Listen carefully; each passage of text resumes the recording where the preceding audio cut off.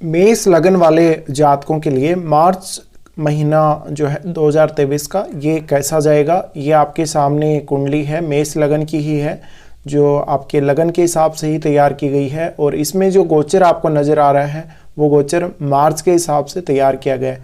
तो ये कुछ स्थिति बनेगी आपके, अगर मेष लगन है तो कुंडली में इस प्रकार से ग्रह स्थित रहेंगे मार्च के दौरान। हाँ, कुछ स्थितियों में परिवर्तन जरूर हो सकते हैं। तो यहाँ पे सबसे पहले हम गोचरीय स्थितियों की बात करेंगे, इसके बाद हम आगे बढ़ेंगे और देखेंगे आपको गोचर का रिजल्ट क्या मिलेगा। सबसे पहले बात करें सूर्य की, तो सूर्य 15 मार्च तक कुंभ राशि में रहेंगे, इसके बाद ये मीन राशि में चले जाएंगे। बुध 16 मार्च से मीन राशि में प्रवेश करेंगे और 31 मार्च को ये जाएंगे मेष राशि में। शुक्र 12 मार्च को मेष राशि में प्रवेश कर जाएंगे। मंगल 13 मार्च से मिथुन राशि में प्रवेश करेंगे। गुरु अभी मीन राशि में गोचर कर रहे हैं और शनि कुंभ में गोचर कर रहे हैं। चंद्रमा 1 मार्च को मिथुन राशि में रहेंगे, राहु मेष में रहेंगे और केतु रहेंगे तुला में। तो ये स्थितियां हैं ग्रहों की जहां पर वो अपना गोचर प्रदर्शित कर रहे हैं, वो गोचर कर रहे हैं। अब सबसे पहले बात करेंगे हम मंगल के बारे में। मंगल आपके लग्नेश और आपके अष्टमेश बनते हैं और इनका गोचर आपके लिए बहुत ही ज़्यादा महत्वपूर्ण है। तो मंगल का गोचर 13 मार्च से मिथुन राशि में इनका प्रवेश हो रहा है। तो लगभग ये मान लीजिए कि मार्च का जो महीना है, आधा महीना आपका इनका बीतेगा सेकेंड हाउस में गोचर के द्वारा, और उसके बाद लगभग आधा महीना बीतेगा आपका इनका थर्ड हाउस में। तो जब ये सेकेंड हाउस में है तो सेकेंड हाउस में आपको इनकम का लाभ हो सकता है, और बोलने में या आपका बिहेव में थोड़ा सा मंगल की एनर्जी नज़र आ सकती है। तो अपनी वाणी पर कंट्रोल अवश्य रखना है।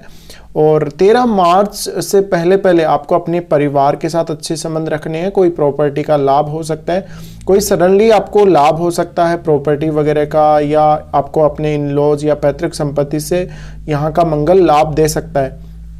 लेकिन अगर हम मिथुन राशि के मंगल की बात करें तो मिथुन में जाने के बाद मंगल यहाँ पर आपको आक्रामक बनाएगा और काफ़ी ज़्यादा एनर्जी देगा, किसी भी काम को करने की जो दृढ़ इच्छा है वो देगा, साहस देगा। हाँ, भाई बहनों के साथ थोड़ा बहुत मनमुटाव जरूर आ सकता है, क्योंकि मंगल है तो यहाँ पर वो दंगल करवाएगा ही थोड़ा बहुत।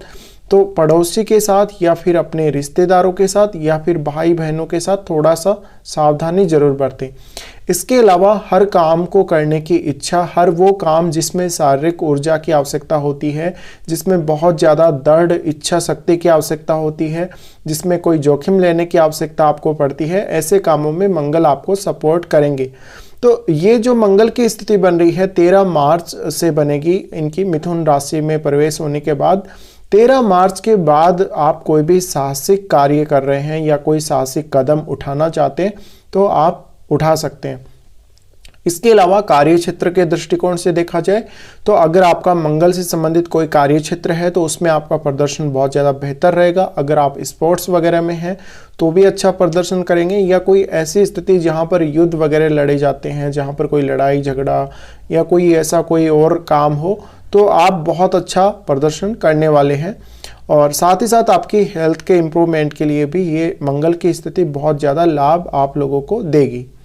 इसी के साथ जो मंगल की यहाँ से जो दृष्टि पड़ रही है वो आपके कार्य क्षेत्र के स्थान यानी आपके छठे घर पे पड़ रही है।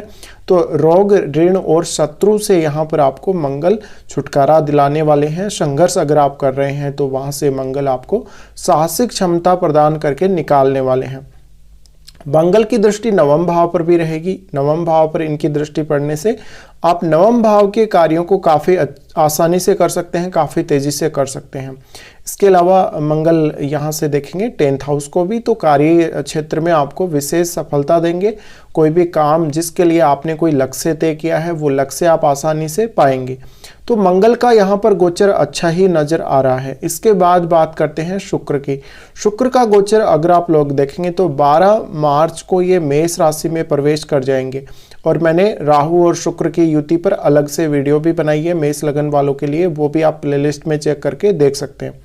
तो राहु और शुक्र की युति भी यहाँ बन जाएगी जैसे ही शुक्र आएंगे 12 मार्च को मेष राशि में जैसे ही प्रवेश करेंगे, पर 12 मार्च तक पहले ये आपके 12वें भाव में रहेंगे। तो 12वें भाव में रहने से आपका यहाँ पर जो संयोग है दोनों ग्रहों का, यानी दोनों ग्रहों की जो युति है वो नजर आती है। तो गुरु और शुक्र दोनों ही यहाँ पर 12वें भाव में रहने से देखिए कुछ पैसे आने का और पैसे खर्च होने का दोनों प्रकार के आपको योग बन रहे हैं। इसके अलावा शुक्र जब तक 12वें में है, थोड़ा सा मैरिड लाइफ पर ज़्यादा आपको फोकस रखना होगा। कहीं ना कहीं संतुष्टि की कमी, रिलेशनशिप में कुछ ना कुछ इश्यूज आ सकते हैं। शुक्र जैसे ही लगन में आएंगे तो जिन जातकों का कार्य क्षेत्र शुक्र से संबंधित है उनको विशेष लाभ होगा। ये लाभ आपको 12 मार्च के बाद देखने को मिलेगा। शुक्र का ये प्रवेश आपको विशेष लाभ देगा अगर आपका राहु ऑलरेडी अगर लगन में ही बैठा हुआ है इस तरह से, या फिर शुक्र आपका लगन में ही बैठा हुआ है किसी के चार्ट में, मेष लगन वाले जातक के। तो ऐसी कंडीशन में अगर आप एक पुरुष जातक हैं तो आपके विवाह होने के भी काफ़ी ज़्यादा चांसेस रहेंगे। हालांकि बाद में आगे चलकर वैवाहिक जीवन में थोड़े बहुत मतभेद हो सकते हैं, पर कुल मिलाकर देखा जाए तो शुक्र का जो गोचर है वो आपको यहाँ पर शुक्र से रिलेटेड कार्य या और भी कोई ऐसा कार्य जहाँ पे आपको आपकी पर्सनैलिटी की वजह से नेम फेम मिल रहा हो, आपकी सुंदरता की वजह से नेम फेम मिल रहा हो, या आपकी कोई भी ऐसी टैलेंट, आपका कोई भी ऐसा स्किल जिसके माध्यम से आपको नेम फेम मिल सकता हो, तो ये अच्छा रहेगा। इसके अलावा शुक्र यहाँ से अपने ही घर को देखेंगे। अपने ही घर को देखते हुए आपको यहाँ पर कुछ हद तक वो जीवन साथी से लाभ करवाने वाले हैं। लेकिन क्योंकि केतु का गोचर हो रहा है सप्तम में, तो जो स्थितियां हैं, जो कुछ दिक्कतें यहाँ पर पार्टनर के साथ आपको बनी हुई हैं वो हूबहू रह सकती हैं, वैसी की वैसी रह सकती हैं। थोड़ा सा ये फोकस आपको जरूर करना होगा। इसके अलावा शुक्र क्योंकि वो आपके सेकंड हाउस के स्वामी हैं और सप्तम के भी स्वामी हैं, तो आप देखिए सामाजिक रूप से तो आप प्रतिष्ठित होंगे ही होंगे। आपको कोई अचानक से धन लाभ या अपनी फैमिली के लिए कोई ना कोई लाभ जरूर हो सकता है शुक्र के इस वाले गोचर में। इसके बाद हम यहाँ से आगे बढ़ जाते हैं और बात करते हैं बुध के बारे में। बुध का गोचर अगर आप लोग देखेंगे 16 मार्च से वो मीन में प्रवेश करेंगे। तो 16 मार्च से इनका प्रवेश हालांकि मीन में होगा, लेकिन 16 मार्च से पहले तक ये आपके लाभ स्थान में रहेंगे। लाभ स्थान में रहने से आपको काफ़ी ज़्यादा फायदा होगा। अपने नेटवर्क विस्तार में आपको लाभ मिलेगा, आपके दोस्तों से, आपके बड़े भाई से फायदा होगा। साथ ही बुध का यहाँ आपके लाभ स्थान में होना, आप अपनी कोई स्ट्रेटेजी है धन कमाने के लिए, कोई आपकी स्किल है, उसका बेहतर तरीके से यूज कर पाएंगे। और बुध यहाँ से आपके, क्योंकि वो पंचम को भी देख रहे हैं, पंचम को देखने से संतान वगैरह, आपकी स्टडी वगैरह, आपकी क्रिएटिविटी, उन सब से आपको लाभ होगा। और आपकी जो एजुकेशनल फील्ड से अगर आप कोई जुड़े हुए हैं तो आपको आगे उसमें काफ़ी ज़्यादा लाभ मिलने वाला है। अब बुध उसके बाद जा रहे 12वें भाव में, और 12वें भाव में जाने के बाद यहाँ पर ये नीच के भी हो रहे हैं। तो ये कंडीशन में देखिए 16 मार्च से ऐसी स्थिति बनेगी और फिर ये 31 मार्च को आपके लगन में आ जाएंगे। लेकिन ये थोड़ा सा समय है वो अच्छा नहीं है देखा जाए तो। फालतू की कुछ यात्रा होना, वाणी से संबंधित कोई दोष उत्पन्न होना, कोई आप डिसीजन लेने वाले हैं, कोई अचानक से कोई ऐसा फैसला जिसमें आपके एनालिटिकल स्किल्स की बहुत ज़्यादा ज़रूरत आपको पड़ती हो, तो थोड़ा सा कन्फ्यूजन की स्थिति जरूर क्रिएट हो सकती है। दूसरी बात, आपके लगन में राहु गोचर कर रहे हैं, तो इस वजह से भी आपको थोड़ा ज़्यादा स्ट्रेस और इस प्रकार की कुछ स्थितियों से गुजरना पड़ सकता है। अब जो बुध है वो आपके छठे घर के भी स्वामी हैं, तो छठे घर से संबंधित अगर आपको कोई भी विशेष दिक्कत हो, हालांकि मंगल की दृष्टि पड़ रही है तो उतना ज़्यादा कोई नुकसान नहीं होगा, पर जो लोग स्ट्रगल कर रहे हैं उनके स्ट्रगल लाइफ में थोड़ा और बना रह सकता है। इसके बाद हम यहाँ से आगे बढ़ते हैं, बात करते हैं चंद्रमा के बारे में। चंद्रमा के गोचर को अगर आप लोग देखेंगे तो स्टार्टिंग में मार्च के महीने में जो चंद्रमा का गोचर है मिथुन राशि में होगा। तो मार्च के स्टार्टिंग में आपकी कोई सडनली कोई एक ट्रेवल हो सकती है, अचानक से कोई यात्रा होना, और उसके बाद चंद्रमा आपके 4th हाउस में ही आएंगे तो पीस ऑफ माइंड में वृद्धि होगी, घर से अटैचमेंट बढ़ेगा, माता का अच्छा आपको सहयोग मिलेगा, माता के साथ भी काफ़ी अच्छा आप समय बिता पाएंगे। इसके अलावा चंद्रमा के यहाँ आने से आप अगर कहीं घर से दूर रहते हैं तो अपने घर वालों से बातचीत करेंगे या फिर आप अपने घर जरूर आएंगे। चंद्रमा इसके बाद गोचर करेंगे आपके पंचम भाव में। पंचम भाव में चंद्रमा का गोचर होने की वजह से संतान प्राप्ति की संभावना बन सकती है और आपको ओवरऑल क्रिएटिव वर्क के लिए या सर्जन क्षमता के लिए अच्छा रहेगा, एजुकेशन के लिए अच्छा रहेगा। पंचम में चंद्रमा जाएंगे तो थोड़ा सा प्रेम संबंध की भी संभावना बनेगी और थोड़ा ज़्यादा इमोशनल आप लोगों को बनाने वाले। इसके अलावा देखा जाए तो यहाँ पर जो चंद्रमा है आपको दोनों ही स्थितियों में काफ़ी अच्छा लाभ देंगे, भले ही वो कर्क राशि में रहें, भले ही वो सिंह राशि में रहें। इसके बाद बात करते हैं सूर्य के बारे में। सूर्य के गोचर अगर आप लोग देखेंगे तो कुंभ राशि में सूर्य क्योंकि गोचर कर रहे हैं और शनि के साथ हैं, पिता के साथ जरूर थोड़े बहुत मतभेद हो सकते हैं, लेकिन ये आपके कार्य क्षेत्र के लिए और आपके नेटवर्क के लिए काफ़ी अच्छी है सूर्य की स्थिति।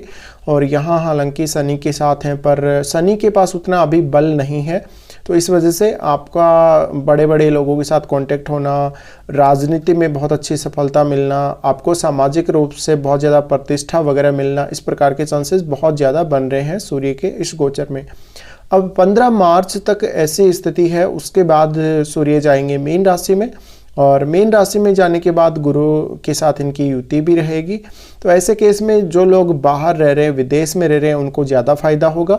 अगर आप विदेश रहकर राजनीति में हिस्सा ले रहे हैं, कोई भी ऐसी सर्विस आप कर रहे हैं, कोई बाहर की जो सरकार है, किसी दूसरे देश की सरकार आपको अगर कहीं अपॉइंट कर रही है, तो ऐसे कामों में सफलता मिल सकती है। साथ ही साथ बाहर की राजनीति या बाहर का जो भी विदेशों का जो भी कल्चर है उसमें ज़्यादा इंटरेस्ट होना, ये भी यहाँ सूर्य दिखाते हैं।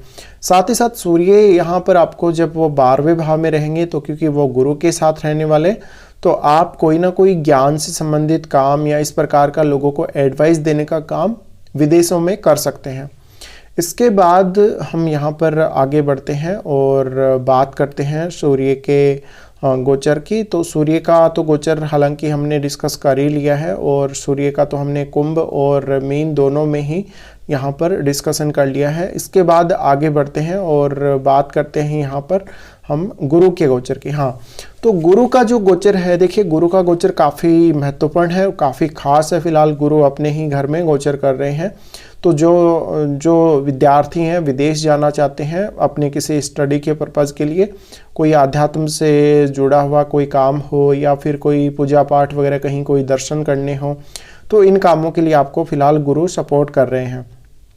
साथ ही 12वां गुरु है तो कोई दान दक्षिणा वगैरह और ऐसे कार्यों में थोड़ा ज़्यादा आपको पैसा खर्च करवा सकता है, और जो कि एक बहुत अच्छी बात भी है। दान दक्षिणा वगैरह में आपकी काफ़ी रुचि बढ़ेगी। इसके अलावा आपको हालांकि भाग्य का सपोर्ट थोड़ा कम मिल सकता है। अगर आप विदेश में रहते हैं तो भाग्य ज़्यादा साथ देगा। साथ ही आपकी धर्म कर्म के कार्यों में या आध्यात्मिक पुस्तकें पढ़ने में, इस प्रकार के कार्यों में रुचि ज़्यादा बढ़ सकती है। तो गुरु का गोचर देखा जाए तो देखिए, जो लोग विदेश में बसना चाहते हैं, बाहर जाकर सेटल होना चाहते हैं, उनको गुरु यहाँ सपोर्ट करेंगे। लेकिन अपनी ही कंट्री में जो लोग हैं उनको कोई घर की वजह से या माता की वजह से खर्चा करना पड़ सकता है। साथ ही साथ यहाँ पर गुरु की दृष्टि पड़ रही है आपके छठे घर पे। छठे घर पे जब इनकी दृष्टि पड़ रही है तो आपको कंडीशन ऐसी भी हो सकती है कि लोन वगैरह तक लेना पड़े और कार्यस्थल में आपके कोई ना कोई बदलाव हो या अभी तक हो गया होगा। इसके साथ ही गुरु देख रहे हैं अष्टम को, तो अष्टम को देखने की वजह से यहाँ पर आपको कोई भी ऐसा काम जो अष्टम भाव से रिलेटेड हो, जैसे कि अकल्ट का कोई काम है आपका, या कोई रिसर्च का काम है, या कोई और ऐसा काम है जिसकी वजह से आप विदेश के साथ कनेक्टेड हैं, तो ऐसा हो सकता है, पॉसिबिलिटी बन सकती है विदेश यात्रा होने की या विदेश के साथ ज़्यादा स्ट्रॉन्ग कनेक्शन होने की। अब आगे बढ़ जाते हैं और बात करते हैं यहाँ पर शनि के बारे में। और देखिए शनि कुंभ में गोचर कर रहे हैं, तो शनि का कुंभ का गोचर आपके लिए अच्छा रहेगा धन लाभ के लिए विशेष रूप से। हालांकि कुछ स्थितियों में आप थोड़ा कंजूस भी साबित हो सकते हैं, लेकिन शनि आपको एक ऐसा स्टेबल सोर्स ऑफ इनकम दे सकता है जहां पर आपको रेगुलर पैसे आते रहें, भले ही वो पैसे थोड़े हैं, भले ही आपका उनसे काम नहीं चल रहा हो, लेकिन एक स्टेबल इनकम का जो सोर्स है आपके लिए शनि क्रिएट कर सकते हैं लॉन्ग टर्म में। तो ये बात है। इसके अलावा शनि का जो रिजल्ट है आपका, क्योंकि शनि देखेगा लगन को भी, तो लगन को देखने की वजह से आपको इस हाउस से ज़्यादा वो कनेक्ट करेगा और बाउंडेशंस के साथ आपको कनेक्ट करेगा, तो आपके नेटवर्क में बहुत ज़्यादा विस्तार नहीं होगा, कुछ गिने चुने लोगों को आप रखेंगे, बहुत ज़्यादा लोगों के साथ कनेक्ट होने की कोशिश नहीं करेंगे। पर जिन लोगों के साथ भी आप कनेक्ट होने की कोशिश करेंगे वो लोग काफ़ी अच्छे होंगे। अब हम आगे बढ़ जाते हैं और बात कर लेते हैं यहाँ पर राहु और केतु की। देखिए राहु और केतु गोचर कर रहे हैं फिलहाल भी लगन और सप्तम में। तो फिलहाल ये थोड़ा स्ट्रेस आपके, जैसा कि मैंने बोला, बढ़ाए हुए हैं और स्ट्रेस अभी भी बना हुआ रह सकता है। अपने आप को काफ़ी ज़्यादा अच्छा दिखाना, अपने आप को काफ़ी ज़्यादा एक तरह से देखा जाए तो बढ़ा चढ़ाकर दिखाना, थोड़ा दिखावा करना, इस प्रकार के कार्यों में राहु आपको सपोर्ट करने वाले हैं। साथ ही राजनीति वगैरह या और किसी भी ऐसे काम में जहाँ पर बहुत ज़्यादा आप क्यूरियस हो जाते हैं, किसी भी काम के लिए बहुत ज़्यादा ऑब्सेस्ड हो जाते हैं। साथ ही सडनली इस मंथ में मैरिज होने के चांसेस भी काफ़ी लोगों के बनने वाले। अब आगे बढ़ते हैं केतु के बारे में अगर बात करें तो केतु फिलहाल सप्तम में गोचर कर रहे हैं। तो जिन जातकों के पार्टनर के साथ कुछ विवाद चल रहा है या पार्टनर के साथ ज़्यादा अच्छी बनती नहीं है, उनको थोड़ा यहाँ सावधान रखने की ज़रूरत पड़ेगी। साथ ही सावधानी आपको जीवन साथी के व्यवहार के साथ साथ आपको उनके हेल्थ के लिए भी रखनी चाहिए। अब हम आगे बढ़ते हैं, बात करते हैं कुछ अच्छे और ख़राब दिनों की। देखिए आपके लिए इस मंथ में काफ़ी सारे अच्छे दिन निकल के आ रहे हैं, 2, 3, 4, उसके बाद 7 से 11 तारीख तक और 19 और 20 तारीख। ये दिन आपके लिए मार्च 2023 के महीने में काफ़ी अच्छे हैं। इन दिनों में अपना जो भी काम आपको लग रहा हो कि वो काम नहीं हो रहा है या कोई ना कोई अड़चन आ रही है, बार बार कोई ना कोई काम आपका रुक रहा है, तो वो काम आप इन दिनों में ट्राई कर सकते हो।